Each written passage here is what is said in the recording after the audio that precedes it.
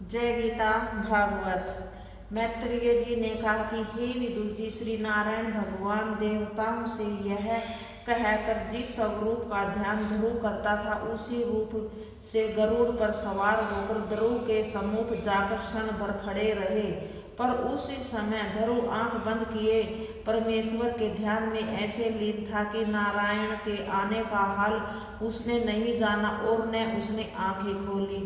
तब श्याम सुंदर ने अपना स्वरूप ध्रुव के अंतकरण से खींच लिया। जब ध्रुव ने परमेश्वर का स्वरूप अपने हृदय में न देखा, तब घबराकर आंखें खोल दी तो क्या देखता है कि जिस मूर्ति का ध्यान वह करता था, वही स्वरूप सावली सूरत मोहनी मूर्त उसके सामने खड़ी है। ध्रुव ने उस परब्रह्मा परमेश्वर की परिक्रमा करके दंडवत किया और उनके चरणों पर सिर रखकर चाहता था कि नारायण की स्तुति करे।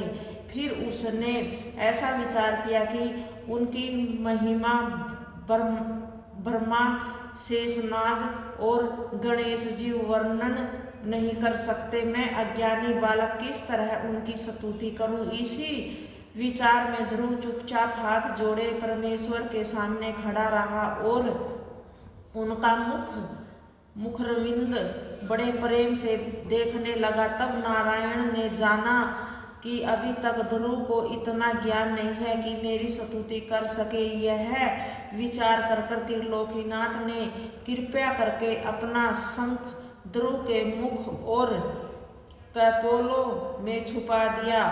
उसके छुपाते ही ध्रुव के हृदय में ज्ञान और बुद्धि का प्रकाश हो गया। उसकी सब विद्याएं याद हो गई। ध्रुव ने हाथ जोड़कर विनय किया कि हे दीननाथ, जब तक आपकी कृपा व दया न हो तब तक कोई आपके चरणों का दर्शन नहीं पा सकता।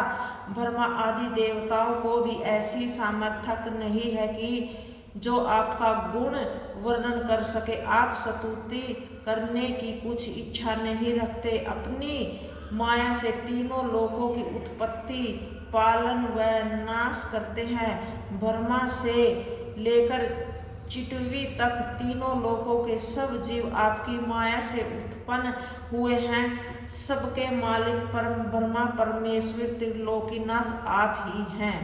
जय गीता भागवत।